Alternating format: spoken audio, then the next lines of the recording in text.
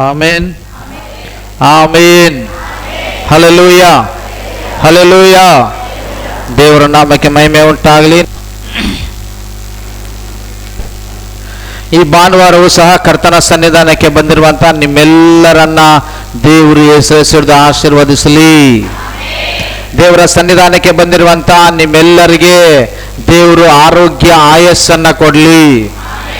ಇವತ್ತು ಸಹ ಕರ್ತನ ಸನ್ನಿಧಾನಕ್ಕೆ ಬಂದು ಪ್ರಾರ್ಥನೆ ಮಾಡಿರುವಂತಹ ನಿಮ್ಮೆಲ್ಲರ ಪ್ರಾರ್ಥನೆಗಳಿಗೆ ದೇವರು ಸದುತ್ತರವನ್ನ ದಯಪಾಲಿಸಲಿ.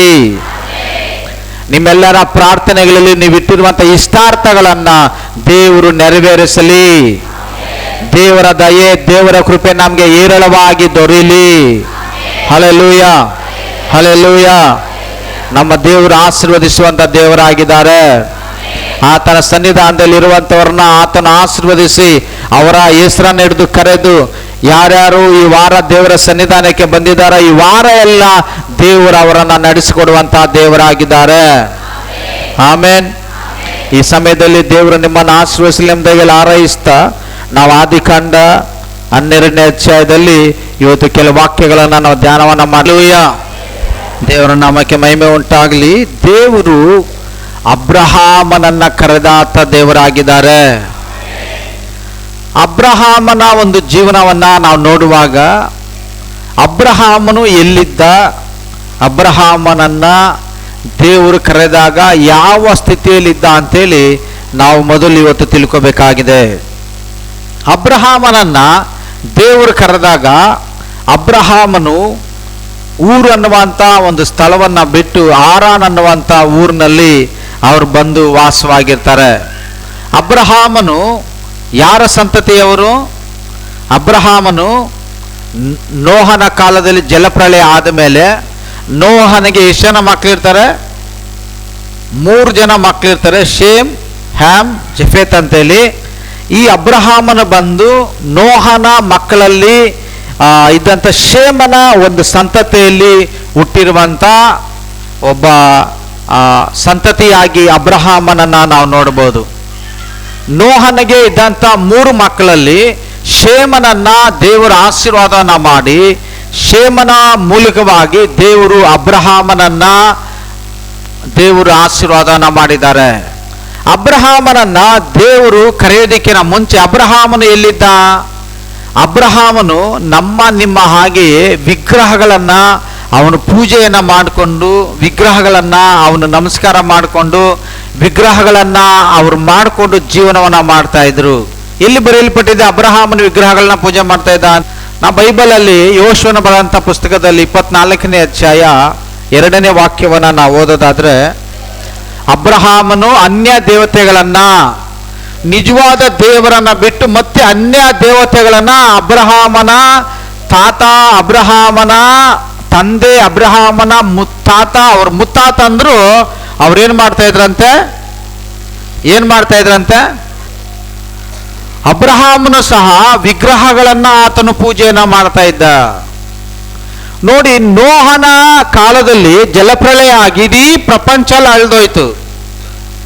ಬರೀ ನೋಹ ಮತ್ತೆ ನೋಹನ 3 ಗಂಡು ಮಕ್ಕಳು, 3 ಸೊಸೆಯರು, ನೋಹ ಮತ್ತೆ ನೋಹನ ಹೆಂಡತಿ, ಎಷ್ಟು ಜನ ಆಯ್ತು? 8 ಜನ ಮಾತ್ರ ರಕ್ಷಣೆಯಾಗಿ ಒಳಪಟ್ರು. 8 ಜನ ಮಾತ್ರ ಅವರು ಅಡಗಲ್ಲಿ ನಾವೇ ಭಯ ಪಡ್ತಾ ಇದ್ರ? ನೋಹಾನನ ಮಕ್ಕಳು ಸಹ ನೋಹಾನನಾಗೆ ನೀತಿವಂತರಾಗಿದ್ರ? ಇಲ್ಲ. ನೋಹಾನನು ಮಾತ್ರ ನೀತಿವಂತನಾಗಿದ್ದ. ನೋಹಾನನು ದೇವರಿಗೆ ಭಯಭಕ್ತಿಯಿಂದ ಇದ್ದ. ನೋಹಾನನ ದೇವ್ರು ನೋಡಿದ್ರು, ದೇವರು ನೋಹಾನನ್ನ ರಕ್ಷಿಸಬೇಕು ಅಂತ ತೀರ್ಮಾನ ಮಾಡಿದ್ರು. ಆದ್ರೆ ಈ 3 ಮಕ್ಕಳನ್ನ ನಾವು ನೋಡೋದಾದ್ರೆ ಈ 3 ಮಕ್ಕಳು ಸಹ ನೋಹಾನನಿಂದ ಒಬ್ಬ ಮಗ ಶಪಿಸಲ್ಪಡ್ತಾನೆ. 2 ಮಕ್ಕಳು ಶಪಿಸಲ್ಪಡ್ತಾರೆ. ಯಾಕಂದ್ರೆ ಒಬ್ಬ ಮಗ ನೋಹಾನನು ವ್ಯವಸಾಯಗಾರನಾಗಿದ್ದಾಗ ನೋಹಾನನು ದ್ರಾಕ್ಷಿ ತೋಟನ ಪ್ರಾರಂಭ ಮಾಡಿ ಆತನು ವ್ಯವಸಾಯ ಮಾಡಿ ಆ ದ್ರಾಕ್ಷಿ ಹಣ್ಣಿನ ರಸವನ್ನ ಅವನು ಕುಡಿದಾಗ ನೋಹಾನನು ಆ ದ್ರಾಕ್ಷಿ ಹಣ್ಣಿನ ರಸದಿಂದ ಅವನಿಗೆ ಏನು ಮತ್ತು ಹತ್ತಿ, ಅಂದ್ರೆ ಏನು ಮದ್ಯಪಾನ ಮಾಡಿದಾಗ ಮನುಷ್ಯನಿಗೆ ಏನು ನಿಶಾ ಅನ್ನುವಂಥದ್ದು ಹತ್ತದಲ್ಲ, ಅದು ನೋಹಾನನಿಗೆ ಹತ್ತಿತ್ತಂತೆ. ಯಾಕಂದ್ರೆ ನೋಹಾನನಿಗೆ ಗೊತ್ತಿಲ್ಲ ದ್ರಾಕ್ಷಾರಸವನ್ನ ಮಾಡಿ ಬಹಳ ದಿನಗಳ ಕಾಲ ಇಟ್ಟು ಆ ದ್ರಾಕ್ಷಾರಸವನ್ನ ಕುಡಿದ್ರೆ ದ್ರಾಕ್ಷಾರಸದಿಂದ ನಿಶಾ ಹತ್ತುತ್ತೆ ಅಂತ ನೋಹನಿಗೆ ಗೊತ್ತಿರಲಿಲ್ಲ. ಯಾಕಂದ್ರೆ ಅವಾಗಲೇ ಮೊಟ್ಟ ಮೊದಲನೇದಾಗಿ ಆತನು ದ್ರಾಕ್ಷೆ ತೋಟವನ್ನ ಪ್ರಾರಂಭ ಮಾಡಿದ್ದ. ಅವನು ನಿಶಾ ಹತ್ತಿ ಅವನು ಬಿದ್ದೋಗಿರ್ತಾರೆ, ಜ್ಞಾನ ಇಲ್ಲದೆ ಮೈ ಮೇಲೆ ಬಟ್ಟೆ ಇಲ್ಲದೆ ಬಿದ್ದೋಗಿರುವಂಥ ಸಮಯದಲ್ಲಿ ಅವರ ಮಕ್ಕಳು ಏನು ಮಾಡ್ತಾರೆ, ಅವರ ತಂದೆ ಬಟ್ಟೆ ಇಲ್ಲದೆ ಬಿದ್ದೋಗಿರೋದನ್ನ ನೋಡಿ ಒಂದಿಬ್ಬರು ಮಾತಾಡ್ಕೊಳ್ತಾರೆ. ಅಪ್ಪ ಬಟ್ಟೆ ಇಲ್ದಿರ ಬಿದ್ದೋಗಿದ್ದಾರೆ ಅಂತೇಳಿ ಆಚೆಗಡೆ ಹೋಗಿ ಆ ಇನ್ನೊಬ್ಬ ಅಣ್ಣನಿಗೆ ಹೇಳ್ತಾರೆ. ಆಗ ಅವರ ಅಣ್ಣ ಏನು ಮಾಡ್ತಾನೆ, ಅವರ ಅಪ್ಪನನ್ನ ಬೆತ್ತಲೆ ಬಿದ್ದಿರೋದನ್ನ ಅವರ ಮಗ ನೋಡದೆ ಏನು ಮಾಡ್ತಾರೆ, ಹಿಂದಿಂದ ಒಂದು ಕಂಬಳಿಯನ್ನು ತಗೊಬಂದು ಅವರ ಅಪ್ಪನ ಒಂದು ದೇಹವನ್ನು ಮುಚ್ಚಿ ಅವರ ಅಪ್ಪನ ಒಂದು ಮಾನವನ್ನು ಅವರು ಕಾಪಾಡ್ತಾರೆ. ಅವಾಗ ನೋಹಾನನಿಗೆ ಎಚ್ಚರಿಕೆ ಆಗಿ ನೋಹಾನನು ಬೆತ್ತಲೆಯಾಗಿ ಬಿದ್ದಿರುವುದನ್ನ ನೋಡಿದಂತ ಮಗನನ್ನ ಆತನು ಶಪಿಸ್ತಾನೆ. ನೀನು ನಾನು ಬೆತ್ತಲೆಯಾಗಿ ಬಿದ್ದಿರುವುದನ್ನ ನೋಡಿ ನೀನು ಆ ಬೆತ್ತಲೆಯನ್ನು ಮುಚ್ಚಿದೆ, ನೀನು ಹೋಗಿ ಇನ್ನೊಬ್ಬರಿಗೆ ಹೇಳಿದೆಯಲ್ವಾ ಅಂತೇಳಿ ಅವನನ್ನ ಶಪಿಸ್ತಾರೆ. ಶಪಿಸಿದ ಮೇಲೆ ಆ 3 ಮಕ್ಕಳು ಸೆಪರೇಟ್ ಆಗಿ ಹೋಗ್ತಾರೆ. 3 ಮಕ್ಕಳು ಸೆಪರೇಟ್ ಆಗಿ 3 ಮಕ್ಕಳು ಸಹ ಅವರು ಬೇರೆ ಬೇರೆಯಾಗಿ ಜೀವಿಸ್ತಾರೆ. ನೋಹಾನನಿಂದ ಹಿಡಿದು ಅಬ್ರಹಾಮನವರೆಗೂ ಯಾರು ದೇವರನ್ನ ಆರಾಧನೆ ಮಾಡಿದ್ರು, ಯಾರು ದೇವರನ್ನ ಪೂಜೆ ಮಾಡಿದ್ರು, ಯಾರು ದೇವರಲ್ಲಿ ಭಯಭಕ್ತಿಯಿಂದ ಇದ್ರು ಅಂತ ಎಲ್ಲೂ ಬರೆಯಲ್ಪಟ್ಟಿಲ್ಲ. ನೋಹನನು ಮಾತ್ರ ನಾವೆಯಿಂದ ಕೆಳಗಡೆ ಬಂದ ತಕ್ಷಣ ದೇವರಿಗೆ ಯಜ್ಞವನ್ನ ಮಾಡ್ತಾನೆ, ದೇವರನ್ನ ಆರಾಧಿಸ್ತಾನೆ, ದೇವರನ್ನ ಪೂಜಿಸ್ತಾನೆ. ಅದಾದ ಮೇಲೆ ಈ 3 ಮಕ್ಕಳು ಸೆಪರೇಟ್ ಆಗಿ 3 ಸಂತತಿ ಪ್ರಾರಂಭ ಆಗುತ್ತೆ. ಅವರಿಗೆ ಮಕ್ಕಳಾಗಿ ಮೊಮ್ಮಕ್ಕಳಾಗ್ಲಿಕ್ಕೆ ಪ್ರಾರಂಭ ಮಾಡಿದಾಗ ಇವ್ರೇನ್ ಮಾಡ್ತಾ ಇದ್ದಾರೆ, ಎಲ್ಲರೂ ನಿಜವಾದ ದೇವರನ್ನ ಬಿಟ್ಟು ಅನ್ಯ ದೇವತೆಗಳನ್ನು ಅವಲಂಬಿಸಿಕೊಂಡು ವಿಗ್ರಹಗಳನ್ನ ಪೂಜೆ ಮಾಡಿಕೊಂಡು ಮತ್ತೆ ಅಲ್ಲೇ ಇದ್ದಿದ್ರೆ ಚೆನ್ನಾಗಿರ್ತಾ ಇತ್ತು. ಐಗುಪ್ತ ದೇಶದಿಂದ ಹೊರಗಡೆ ಬಂದಂತ ಇಸ್ರಾಯೇಲರು ಐಗುಪ್ತ ದೇಶದಿಂದ ಹೊರಗಡೆ ಬಂದ್ಮೇಲೆ ಎಷ್ಟು ಸಾರಿ ಅವರು ದೇವ್ರ ವಿರುದ್ಧವಾಗಿ ಗೊಣಗಿದ್ದು, ಅಯ್ಯೋ ನಾ ಐಗುಪ್ತ ದೇಶದಲ್ಲಿ ಇದ್ದಿದ್ರೆ ಎಷ್ಟೋ ಚೆನ್ನಾಗಿರ್ತಾ ಇತ್ತು, ಅಲ್ಲೇ ಐಗುಪ್ತ ದೇಶದಲ್ಲಿ ಚೆನ್ನಾಗಿ ಊಟ ಮಾಡ್ಕೊಂಡು ಚೆನ್ನಾಗಿ ಮಾಂಸ ತಿನ್ಕೊಂಡಿದ್ವಿ. ಕರ್ತನಲ್ಲಿರುವಂತಹ ಪ್ರೀತಿಯ ಸಹೋದರ ಸಹೋದರಿ, ಐಗುಪ್ತ ದೇಶದವನ್ನ ಇಸ್ರಾಯೇಲ್ ಜನರು ಮತ್ತೆ ಮತ್ತೆ ಜ್ಞಾಪಕ ಮಾಡ್ಕೊಳ್ತಾ ಇದ್ದಾರೆ. ನೋಡಿ, ವಿಗ್ರಹಾರಾಧನೆ ಅನ್ನುವಂತಾರೆ. ಅವ್ರು ಈ ರೀತಿಯಲ್ಲಿ ಜೀವನ ಮಾಡುವಾಗ ಸಡನ್ ಆಗಿ ಒಂದು ದಿನ ಒಂದು ಶಬ್ದ ಅಬ್ರಹಾಮನಿಗೆ, ಏನಂತ, ಅಬ್ರಹಾಮನೇ ನೀನು ನಿನ್ನ ಬಂಧುಗಳನ್ನ, ನಿನ್ನ ದೇಶವನ್ನ, ನಿನ್ನ ತಂದೆಯ ಮನೆಯನ್ನ ಬಿಟ್ಟು ನಾನು ತೋರಿಸುವಂತ ದೇಶಕ್ಕೆ ಹೋಗು. ಹಲ್ಲೆಲೂಯ. ಅರ್ಥ ಆಗ್ತಾ ಇದೆಯಾ? ಅಬ್ರಹಾಮನಿಗೆ ಸಡನ್ ಆಗಿ ಒಂದು ಶಬ್ದ, ಆ ಶಬ್ದ ಬಂದು ಅಬ್ರಹಾಮನ ಹತ್ರ ಮಾತಾಡ್ತಾ ಇದೆ. ಅಬ್ರಹಾಮನೇ, ನೀನು ನಿನ್ನ ಸ್ವದೇಶವನ್ನ, ನಿನ್ನ ಬಂಧು ಬಳಗವನ್ನ, ಮತ್ತೆ ತಂದೆಯ ಮನೆಯನ್ನು ಬಿಟ್ಟು ನಾನು ತೋರಿಸುವಂತ ದೇಶಕ್ಕೆ ಹೋಗು. ಮನುಷ್ಯನು ಎಷ್ಟೇ ವಿಗ್ರಹಗಳಿಗೆ ಆತನು ಪೂಜೆ ಮಾಡುವನಾದ್ರೂ, ಎಷ್ಟೇ ವಿಗ್ರಹಗಳಿಗೆ ಅವನ ಅಡ್ಡ ಬೀಳೋನಾದ್ರೂ, ಮನುಷ್ಯನ ಮನಸ್ಸಲ್ಲಿ ಎಲ್ಲೋ ಒಂದು ಕಡೆ ಒಂದು ಚಿಕ್ಕ ಡಾಟಷ್ಟು ದೇವರ ಬಗ್ಗೆ ಒಂದು ಜ್ಞಾನವನ್ನ ದೇವರು ಇಟ್ಟಿರ್ತಾರೆ. ಹಲ್ಲೆಲೂಯ. ಇಟ್ಟಿರ್ತಾರ. ಮೋಶೆ ಚಿಕ್ಕ ವಯಸ್ಸಿನಲ್ಲಿ ತನ್ನ ತಂದೆ ತಾಯಿಗಳನ್ನ ಬಿಟ್ಟು ಅವನು ಐಗುಪ್ತ ದೇಶದ ಫರೋಹನ ಮನೆಯಲ್ಲಿ ಬೆಳೀತಾನೆ. ಫರೋಹನ ಮನೆಯಲ್ಲಿ ಬೆಳೆದ ಫರೋಹನು ಮನೆಯಲ್ಲಿದ್ದಂತ ಒಬ್ಬ ಸೈನಿಕನನ್ನ ಮೋಶೆ ಸಾಯಿಸಿದ್ರಿಂದ ಆ ವಿಷಯ ಎಲ್ಲಿ ಫರೋಹನ ತನಕ ಗೊತ್ತಾಗುತ್ತಾ ಅಂತೇಳಿ ಮೋಶೆ ಫರೋಹನಿಗೆ ಭಯಪಟ್ಟು ಅವನೆಲ್ಲಿಗೆ ಓಡೋಗ್ತಾನೆ. ಅರೆನ್ನ ಮೋಶೆ ಮದುವೆಯಾಗಿ 40 ವರ್ಷಗಳ ಕಾಲ ಅವನಲ್ಲಿ ಸಂಸಾರವನ್ನ ಮಾಡ್ತಾನೆ. 40 ವರ್ಷಗಳ ಕಾಲ ಸಂಸಾರ ಮಾಡಿದ್ರೆ ಅಲ್ಲಿಗೆ ನಿಜವಾದ ದೇವರನ್ನ ಮೋಶೆನು ಸಹ ಆಲ್ಮೋಸ್ಟ್ ಮರ್ತೇ ಹೋಗಿರ್ತಾನೆ. ಆದ್ರೆ ಒಂದು ದಿನ ಮೋಶೆ ಅರಣ್ಯದಲ್ಲಿ ಕುರಿಗಳನ್ನ ಮೇಯಿಸುವಾಗ ಒಂದು ಪೊದೆಯಲ್ಲಿ ಬೆಂಕಿ ಉರಿತಾ ಇರ್ತದೆ. ಒಂದು ಪೊದೆಯಲ್ಲಿ ಬೆಂಕಿ ಉರಿತಾ ಇದ್ರೆ ಇವನು ಮೋಶೆ ದೂರದಿಂದ ನೋಡಿ, ಇದೇನಪ್ಪ ಪೊದೆಯಲ್ಲಿ ಬೆಂಕಿ ಉರಿತಾ ಇದೆಯಲ್ಲ ಅಂತೇಳಿ ಮೋಶೆ ಅಲ್ಲಿಗೆ ಹೋದಾಗ ದೇವರು ಮೋಶೆ ಸಂಗಡ ಮಾತಾಡ್ತಾರೆ. ಮೋಶೆ, ನಾನು ನಿನ್ನನ್ನು ಐಗುಪ್ತ ದೇಶಕ್ಕೆ ಕಳಿಸ್ಕೊಡ್ತೇನೆ, ನೀನು ಐಗುಪ್ತ ದೇಶಕ್ಕೆ ಹೋಗಿ ನನ್ನ ಜನರನ್ನು ಬಿಡಿಸು. ನೋಡಿ, ಎಲ್ಲೋ ಒಂದು ಕಡೆ ಒಂದು ಡಾಟ್ ಅನ್ನುವಂಥದ್ದು, ದೇವರು ಅನ್ನುವಂಥ ಒಂದು ಡಾಟು ಮನುಷ್ಯನ ಮನಸ್ಸಲ್ಲಿ ಇರ್ತದೆ.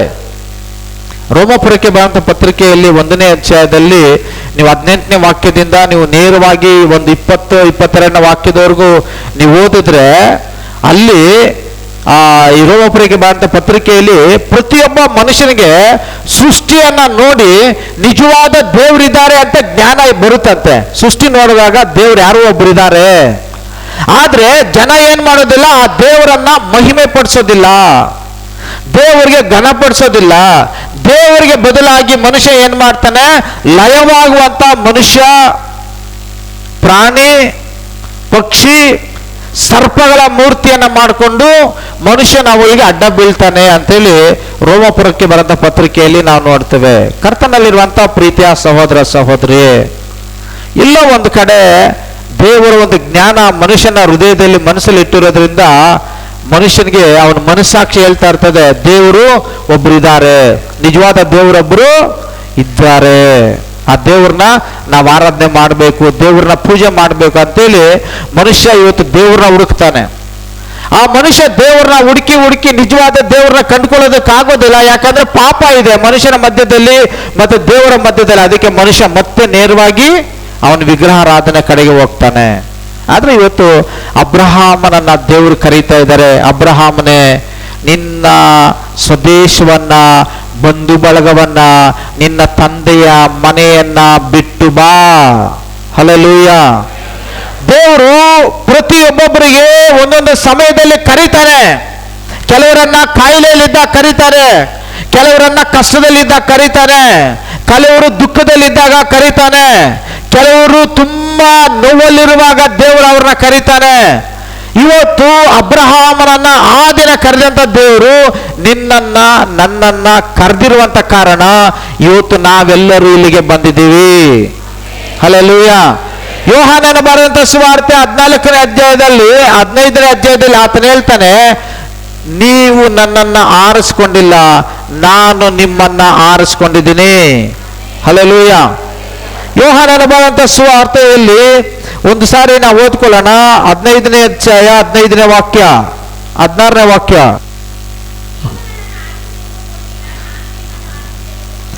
ನೀವು ನನ್ನನ್ನು ಆರಿಸಿ ತೆಗೆದುಕೊಂಡಿಲ್ಲ, ನಾವು ದೇವರನ್ನ ಆರಿಸ್ಕೊಳ್ಳಿಲ್ಲ.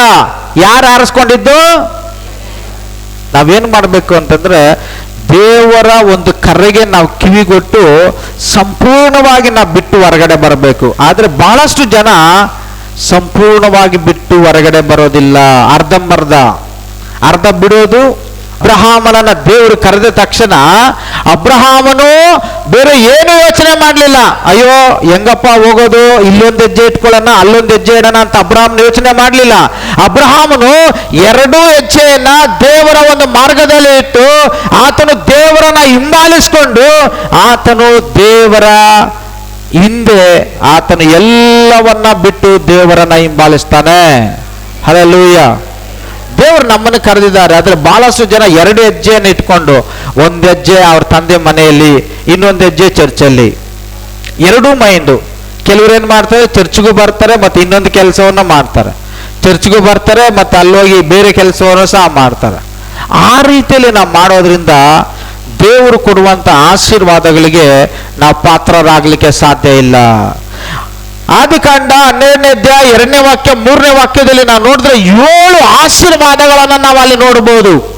7 ಆಶೀರ್ವಾದಗಳನ್ನ ದೇವರು ನಮಗೆ ಕೊಡ್ತಾರೆ. ಯಾವಾಗ? ನಮ್ಮ ಸ್ವದೇಶವನ್ನ, ಬಂಧು ಬಳಗವನ್ನ, ತಂದೆಯ ಮನೆಯನ್ನ ಬಿಟ್ಟು ನಾವು ಬರುವಾಗ. ಹಲ್ಲೆಲೂಯಾ. ಸ್ವದೇಶ ಅಂದ್ರೆ ಏನು? ಸೈತಾನನ ಆಳ್ವಿಕೆಯಲ್ಲಿ ಇರುವಂತ ಒಂದು ದೇಶ, ಸೈತಾನನ ಹಿಡಿತದಲ್ಲಿ ಇರುವಂತ ಒಂದು ದೇಶ, ಸೈತಾನನಿಂದ ನಡೆಸಲ್ಪಡ್ತಾ ಇರುವಂತ ಒಂದು ದೇಶ ಸ್ವದೇಶ ಅಂತಂದ್ರೆ. ಸ್ವದೇಶ ಅಂತಂದ್ರೆ ಈ ಲೋಕ ಯಾರ ವಶದಲ್ಲಿದೆ?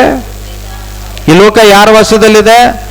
నీ స్వదేశాన్ని విడిచిపెట్టి రావాలంటే ఎక్కడి నుండి విడిచిపెట్టి రావాలంటే సాతాను ఎక్కడ ఉన్నాడో, సాతాను నిన్ను ఎక్కడ ఏలుతున్నాడు కదా, ఆ సాతాను ఏలుతున్న ఆ దేశాన్ని విడిచిపెట్టి నువ్వు దేవుని దేశానికి రావాలి అనే దాని అర్థము. హల్లెలూయా.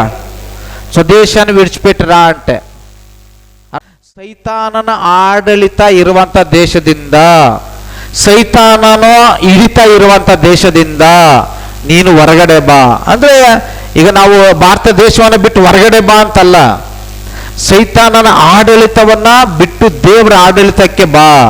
ಸೈತಾನನ ಹಿಡಿತದಿಂದ ತಪ್ಪಿಸ್ಕೊಂಡು ದೇವರ ಕೈಗೆ ನೀನು ಬಾ ಅಂತೇಳಿ ದೇವರು ಕರೀತಾ ಇರುವಂತದ್ದಾಗಿದೆ.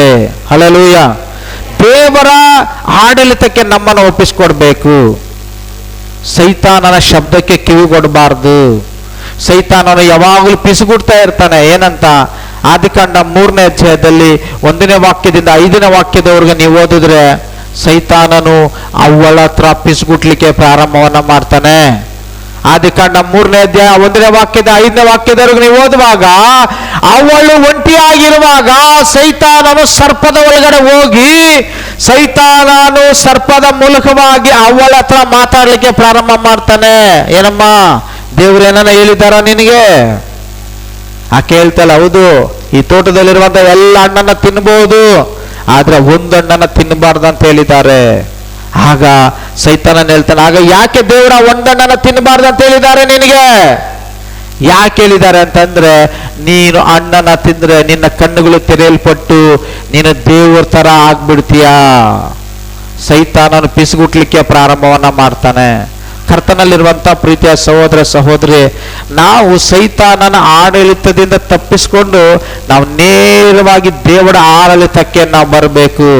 ದೇವರ ಒಂದು ದೇಶಕ್ಕೆ, ದೇವರ ಒಂದು ಹಿಡಿತಕ್ಕೆ, ದೇವರ ಹಸ್ತದ ಕೆಳಗಡೆ ನಾವು ಸಂಪೂರ್ಣವಾಗಿ ಬರುವಾಗ ದೇವರು ನಮ್ಮನ್ನು ಆಶೀರ್ವದಿಸುವಂತ ದೇವರಾಗಿದ್ದಾರೆ. ಎರಡನೇದಾಗಿ ನಮ್ಮ ಬಂಧು ಬಳಗವನ್ನ ಬಿಟ್ಟು ಬಾ ಅಂತ ದೇವರು ಹೇಳ್ತಾರೆ. ಬಂಧು ಬಳಗ ಯಾರು? ಜನರು ಯಾರು? ಕೀರ್ತನೆಗಳು 1ನೇ ಕೀರ್ತನೆ 1ನೇ ವಾಕ್ಯ ಏನು ಹೇಳುತ್ತೆ? ಯಾವನು ದುಷ್ಟರ ಆಲೋಚನೆ ನಡೆದೆ, ಪಾಪಾತ್ಮರ ಮಾರ್ಗದಲ್ಲಿ ಕೂತುಕೊಳ್ಳದೆ, ಧರ್ಮ ನಿಂತುಕೊಳ್ಳದೆ, ಯೆಹೋವನ ಧರ್ಮಶಾಸ್ತ್ರ ನಗರಗಳು ಧ್ಯಾನಿಸುತ್ತಿರುವವನು ಅವನೇ ಧನ್ಯನು. ಅಂದ್ರೆ ಪಾಪ ಮಾಡುವಂತವ್ರನ್ನ ಬಿಟ್ಟು ಬಾ. ನೀನು ಪಾಪ ಮಾಡುವಂತವರ ಜೊತೆಯಲ್ಲೇ ಸ್ನೇಹವನ್ನ ಮಾಡಿಕೊಂಡು, ಪಾಪ ಮಾಡುವಂತವರ ಜೊತೆಯಲ್ಲೇ ನೀನು ಓಡಾಡಿಕೊಂಡು, ನೀನು ಅವ್ರ ಜೊತೆಯಲ್ಲಿಯೇ ತಿನ್ನೋದು, ಕುಡಿಯೋದು, 24 ಗಂಟೆ ನೀನು ಸಮಯವನ್ನ ನೀನು ಕಳೆದ್ರೆ ಮತ್ತೆ ನಿನ್ನನ್ನ ಆ ಪಾಪ ಮಾಡುವಂತವರು ನಿನ್ನನ್ನ ಕೆಡಿಸ್ತಾರೆ. ಆ ಪಾಪ ಮಾಡುವಂತವರ ಒಂದು ಜೊತೆಯನ್ನ ಬಿಟ್ಟು ನೀನು ಹೊರಗಡೆ ಬಾ ಅಂತ ದೇವರು ಅಬ್ರಹಾಮನಿಗೆ ಹೇಳ್ತಾ ಇದ್ದಾರೆ. ಹಲ್ಲೆಲೂಯ. ಏನ್ ಹೇಳ್ತಾ ಇದಾರೆ? ನಿನ್ನ ಬಂಧು ಬಳಗವನ್ನ ಬಿಟ್ಟು బా. బంధు బలగంని విడిచిపెట్టరా అంట. బంధు బలగం అంటే ఎవరు? జనాలు అంటే ఎవరు? పాపము చేసేదానికి ప్రేరేపణ చేసేవాళ్ళు. ఇప్పుడు తాగేవాళ్ళ జ్యోతిలో, పాపము చేసేవాళ్ళ జ్యోతిలో 24 గంటలు మనముంటే వాళ్ళు ఏం చేస్తారు? లాస్ట్కి మనల్ని కూడా పాపం చేసేవాళ్ళుగా మార్చేస్తారన్నమాట, తాగేవాళ్ళలాగా మార్చేస్తారన్నమాట. అందుకే దేవుడు ఏం చెప్తాడంటే, వాళ్ళ జొత్తులో నువ్వు స్నేహాన్ని పెట్టుకోకుండా వాళ్ళని వదిలిపెట్టి రాని దేవుడు పిలుస్తున్నాడు అనమాట. పాపం చేసేవాళ్ళలో ఒక స్నేహాన్ని వదిలిపెట్టు. పాపము చేసేవాళ్ళు లేకపోతే, పాపము చేసేవాళ్ళు ఇప్పుడు ఎవరు లేరు అనుకోండి, మనము దేవుళ్ళు బాగా ఎదిగొచ్చును. అదే పాపము చేసేవాళ్ళు ఒక ఫ్రెండ్షిప్ అనుకుంటే, బాణవరం చర్చ్ కూడా వాళ్ళు ఇచ్చేది మనల్ని. అనా చర్చికి పోలా, బాణవరం అంటే వాళ్ళు ఏమంటారు? ఏ పర్వాలేదు రావయ్యా, ఈరోజు మనం అక్కడ వెళ్ళి వస్తాం, అక్కడెక్కడ ఒక పండుగ ఉంది, అక్కడెక్కడ ఒక జాతర ఉంది, అక్కడెక్కడ ఒక పార్టీ ఉంది, రాని తీసుకొని వెళ్ళిపోతుంటారు అనమాట. ದೇವ್ರ ವಾಕ್ಯ ಅದೇ ನಮ್ಗೆ ಹೇಳ್ತದೆ. ಬಂಧುವನ್ನ ಬಿಟ್ಟು ಬಾ ಅಂತಂದ್ರೆ ನಿನ್ನ ಪಾಪದ ಸ್ವಭಾವವನ್ನ, ನಿನಗೆ ಪಾಪ ಮಾಡಲಿಕ್ಕೆ ಪ್ರೇರೇಪಣೆ ಮಾಡುವಂಥವ್ರನ್ನ ಬಿಟ್ಟು ಹೊರಗಡೆ ಬಾ ಅಂತ ದೇವರು ಕರೀತಾರೆ. ಮೂರನೇದಾಗಿ ನಿನ್ನ ತಂದೆಯ ಮನೆಯನ್ನ ಬಿಟ್ಟು ಬಾ. ತಂದೆ ಮನೆ ಅಂತಂದ್ರೆ ವಿಗ್ರಹಾರಾಧನೆಯನ್ನ ಬಿಟ್ಟು ನೀನು ಸಂಪೂರ್ಣವಾಗಿ ನನ್ನ ಕಡೆಗೆ తిరుగు. హల్లెలూయ. విగ్రహారాధనయನ್ನ మూడోదిగా ఏమని దేవుడు పిలుస్తాడో, నీ తండ్రి ఇంటిని విడిచిపెట్టురా అని. తండ్రి ఇంటి అంటే దానికి అర్థమేమి? విగ్రహారాధన. విగ్రహాలని పూజిస్తున్నావు కదా ఈ రోజు వరకు, ఆ విగ్రహాలను విడిచిపెట్టి సంపూర్ణంగా నువ్వు నా దగ్గరికి రా అని దేవుడు పిలుస్తాడనమాట. 1 దెస్సలోనికలకు రాసిన పత్రిక 1వ అధ్యాయంలో 7, 8, 9, 10 వాక్యాలు మీరు చదివితే ఈ దెస్సలోనికలకి పౌలు సువార్త చెప్పినప్పుడు దెస్సలోనిక వాళ్ళు కూడా విగ్రహాలు పూజ చేస్తుండ్రంట. కానీ దెస్సలోనిక వాళ్ళు విగ్రహాలు పూజ చేసే వాళ్ళకి సువార్త వాళ్ళు విన్న వెంటనే వాళ్ళు ఏం చేస్తారంట, విగ్రహాలు విడిచిపెట్టి సంపూర్ణముగా దేవుని వైపు తిరుగుతారని 1 దెస్సలోనికలకు రాసిన పత్రిక 1వ అధ్యాయము 9వ. ఆమేన్. వాళ్ళు ఏం చేస్తారంటే విగ్రహాల్ని సంపూర్ణంగా వదిలిపెట్టి వాళ్ళు దేవుని వైపు తిరిగారంట. ఎవరు? దెస్సలోనిక అనే పట్టణంలో ఉండే ప్రజలు సంపూర్ణంగా విడిచిపెట్టారు. ఈరోజు నువ్వు దేవునితో ఒక దీవెన కోరుకుంటున్నావంటే ఆ విగ్రహాల్ని నువ్వు సంపూర్ణంగా వదిలిపెట్టాలి. అర్థం వదిలిపెట్టి అర్థం పెట్టుకుంటే మనము దేవునిలో ఒక దీవెన పొందుకునేదానికి అయ్యలేదు. 1 పేతురు 1వ అధ్యాయంలో 18వ వచనంలో ఆయన ఇలా చెప్తాడు, ನಿಮ್ಮ ಹಿರಿಯರು ಕಲಿಸಿಕೊಟ್ಟ ವ್ಯರ್ಥವಾದ ನಡವಳಿಕೆಯಿಂದ ನಿಮಗೆ ಬಿಡುಗಡೆ ಆಗಲಿಲ್ಲ. ಬೆಳ್ಳಿ ಬಂಗಾರದಿಂದ ನಶಿಸಿ ಹೋಗುವಂಥ ವಸ್ತುಗಳಿಂದ ನಿನಗೆ ಬಿಡುಗಡೆ ಆಗಲಿಲ್ಲ. ನಿನಗೆ ಪೂರ್ಣಾಂಗವಾದ ನಿಷ್ಕಲಂಕವಾದ ಯಜ್ಞದ ಕುರಿಯ ರಕ್ತದಿಂದಲೇ ನಿನಗೆ ಏನೇನೋ 7 ఆశీర్వాదాలను దేవుడు కొడతారు. 7 రకాలైన దీవెనల్ని ఎక్కడిస్తాడు? 2వ వచనంలో అని చెప్తాడు, ನಾನು ನಿನ್ನನ್ನು ದೊಡ್ಡ ಜನಾಂಗವಾಗಿ ಮಾಡ್ತೀನಿ. ಹಲ್ಲೆಲೂಯಾ. ನಾವು ಈ ಎಲ್ಲವನ್ನ ಬಿಟ್ಟು ಬರುವಾಗ ದೇವರೇನು ಮಾಡ್ತಾರೆ? ನಮ್ಮನ್ನ ದೊಡ್ಡ ಜನಾಂಗವಾಗಿ ನಿನ್ನ ಮಕ್ಕಳಿಗೆ, ನಿನ್ನ ಮೊಮ್ಮಕ್ಕಳಿಗೆ, ಅವ್ರ ಮಕ್ಕಳಿಗೆ ದೇವರು ಆಶೀರ್ವಾದವನ್ನು ಕೊಡ್ತಾರೆ. 2ನೇದಾಗಿ ನಿನ್ನನ್ನು ಆಶೀರ್ವದಿಸಿ ದೊಡ್ಡ ಜನಾಂಗ ಮಾಡಿ, 1ನೇದಾಗಿ.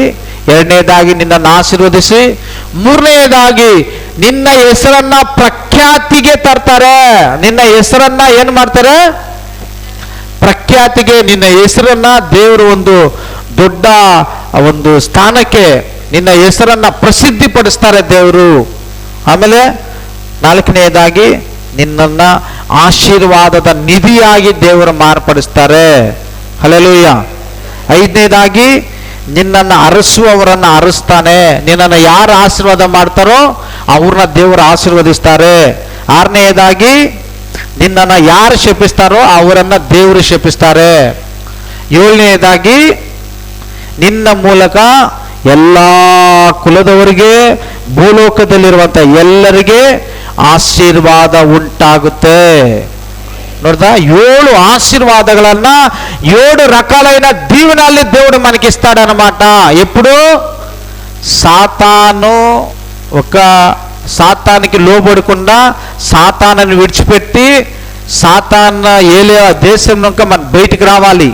2వదిగా నీ బంధువుల్ని, అంటే పాపముకి పాపం చేసేదానికి ప్రేరేపణ చేసే వాళ్ళని విడిచిపెట్టి బయటికి రావాలి. 3వదిగా నీ తండ్రి ఇంటిని విడిచిపెట్టి బయటికి రావాలి. నీ తండ్రి ఎవరు? యోహానా 8వ అధ్యాయము 44వ వచనం ఎవరైనా చదవండి. యోహానా 8:44. ఎవరు వాళ్ళ తండ్రి?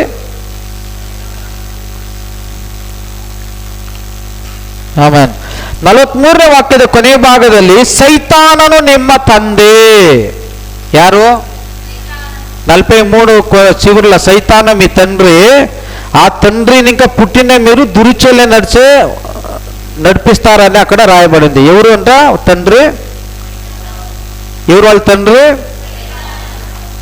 దేవుడు అబ్రహాముకి ఎవరు చెప్తున్నాడు? నీ తండ్రి ఇంటిని విడిచిపెట్టి నువ్వు బయటికి రావాలి. నీ తండ్రి ఇంటిని నువ్వు సంపూర్ణంగా బయటికి రావాలి. అర్థం చేయొద్దు. దేవుని అర్థం పూజ చేసేది, సైతాన్ అర్థం పూజ చేసేది. సైతాన్ దగ్గర అర్థం ప్రేయర్ చేసేది, యేసుస్వామి దగ్గర అర్థం ప్రేయర్ చేసేది. యేసుస్వామిని అర్థం నమ్మేది, సైతాన్ అర్థం నమ్మేది. ఇలా చేయొద్దు. సంపూర్ణంగా విడిచిపెట్టి వస్తే ఈ 7 రకాలైన దీవెనల్ని దేవుడు మనకి దీవిస్తాడు. ಹಲ್ಲೆಲೂಯಾ. ಅರ್ಥ ಆಗ್ತಾ ಇದೆಯಾ? ನಾ ಸಂಪೂರ್ಣವಾಗಿ ದೇವರ ಕಡೆಗೆ ಬಂದರೆ ದೇವರು 7 ಆಶೀರ್ವಾದಗಳಿಂದ ನಮ್ಮನ್ನು ಆಶೀರ್ವದಿಸ್ತಾರೆ. ಮನುಷ್ಯನಿಗೆ ಇವತ್ತು 2 ಮೈಂಡ್, ಡಬಲ್ ಮೈಂಡು. ದೇವರಲ್ಲಿ ಇರಬೇಕಾ, ವಿಗ್ರಹಗಳನ್ನ ಪೂಜೆ ಮಾಡಬೇಕಾ? ದೇವರನ್ನ ಬಿಡಬೇಕಾ, ವಿಗ್ರಹಗಳನ್ನ ಬಿಡಬೇಕಾ? ಇವತ್ತು ಮನುಷ್ಯನ ಎರಡು ಮನಸ್ಸು, ಯಾವ ಕೆಲಸ ಮಾಡೋದಕ್ಕೂ ಹೋದ್ರೆ ಎರಡು ಮನಸ್ಸು, ಇದರಲ್ಲಿರೋದ ಅದರಲ್ಲಿ ಹೋಗೋದ, ಅದರಲ್ಲಿರೋದ ಇದರಲ್ಲಿ ಬರೋದ. ದೇವರು ಎರಡು ಮನಸ್ಸುಳ್ಳವರನ್ನ ಯಾವತ್ತೂ ಆಶೀರ್ವಾದ ಮಾಡೋದಿಲ್ಲ. ಒಂದೇ ಮನಸ್ಸು, ಏಕ ಮನಸ್ಸುಳ್ಳವರಾಗಿ, ಆತನ ಶಿಲುಬೆಯನ್ನು ದೂಷಿಸುವವರಾಗಿ, ಪರಲೋಕಕ್ಕೆ ಹೋಗುವಂತ ಮಾರ್ಗವನ್ನ ಆರಿಸಿಕೊಂಡ ಆ ಮಾರ್ಗದಲ್ಲಿ ಯಾರು ನಡೀತಾರೋ ಅವರನ್ನ ಅಬ್ರಹಾಮನನ್ನ ಆಶೀರ್ವದಿಸಿದ ಹಾಗೆ ಆಶೀರ್ವದಿಸುವಂತ ದೇವರಾಗಿದ್ದಾರೆ. ದೇವರ ಅಬ್ರಹಾಮನಿಗೆ ಹೇಳ್ತಾರೆ, ನಾನು ನಿನ್ನನ್ನ ಆಶೀರ್ವದಿಸುವೆನು, ನಿನ್ನನ್ನು ಹೆಚ್ಚಿಸೇ. ಇಬ್ರಿಯರಿಗೆ ಬರೆದ ಪತ್ರಿಕೆ 11ನೇ ಅಧ್ಯಾಯದಲ್ಲಿ ಈ ಮಾತನ್ನ ನಾವು ನೋಡಬಹುದು. ಇಬ್ರಿಯರಿಗೆ ಬರೆದ ಪತ್ರಿಕೆ 11ನೇ ಅಧ್ಯಾಯ, ದೇವರು ಅಬ್ರಹಾಮನಿಗೆ ಹೇಳ್ತಾರೆ, ನಾನು ನಿನ್ನನ್ನ ಆಶೀರ್ವಾದದ ನಿಧಿಯಾಗಿ ನಾನು ನಿನ್ನನ್ನ ಮಾರ್ಪಡಿಸ್ತೇನೆ. ಕರ್ತನಲ್ಲಿರುವಂತಹ ಪ್ರೀತಿಯ ಸಹೋದರ ಸಹೋದರಿ, ಅಬ್ರಹಾಮನಿಗೆ ದೇವರು ಈ ರೀತಿಯಾಗಿ ಹೇಳ್ತಾ ಇದ್ದಾರೆ, ನಾನು ನಿನ್ನನ್ನ ಆಶೀರ್ವಾದಕರವಾಗಿ, ಆಶೀರ್ವಾದಕ್ಕೆ ಒಂದು ನಿಧಿಯಾಗಿ ನಾನು ನಿನ್ನನ್ನ ನಡೆಸ್ತೀನಿ ಅಂತ ದೇವರು ಹೇಳ್ತಾರೆ. ಅಬ್ರಹಾಮನ ಬಗ್ಗೆ ನಾವು ನೋಡೋದಾದ್ರೆ ಇಬ್ರಿಯರ ಪತ್ರಿಕೆ 11ನೇ ಅಧ್ಯಾಯ 8ನೇ ವಾಕ್ಯದಿಂದ 10ನೇ ವಾಕ್ಯದವರೆಗೂ, ಮತ್ತೆ ನಾವು ಪೂರ್ತಿಯಾಗಿ 17ನೇ ವಾಕ್ಯ 18ನೇ ವಾಕ್ಯ ಎಲ್ಲ ವಾಕ್ಯಗಳಲ್ಲಿ ಅಬ್ರಹಾಮನ ಬಗ್ಗೆ ನಾವು ಸ್ಪಷ್ಟವಾಗಿ ನಾವು ಬೈಬಲಲ್ಲಿ ನಾವು ನೋಡಬಹುದು. ದೇವರು ಅಬ್ರಹಾಮನನ್ನ ಆಶೀರ್ವಾದದ ನಿಧಿಯಾಗಿ, ಅಬ್ರಹಾಮನನ್ನ ಆಶೀರ್ವದಿಸಿ ನಾನು ನಿನ್ನನ್ನು ಹೆಚ್ಚಿಸ್ತೀನಿ ಎಂಬುದಾಗಿ ಹೇಳಿದ ಹಾಗೆ ದೇವರು ಅಬ್ರಹಾಮನನ್ನ ಆಶೀರ್ವದಿಸಿ ಆತನನ್ನ ದೇವರು ಹೆಚ್ಚಿಸಿ ಆತನನ್ನ ನಿನಗೂ ನನಗೂ ಒಂದು ಮಾದರಿಯಾಗಿ ದೇವರು ಇಲ್ಲಿಟ್ಟಿದ್ದಾರೆ.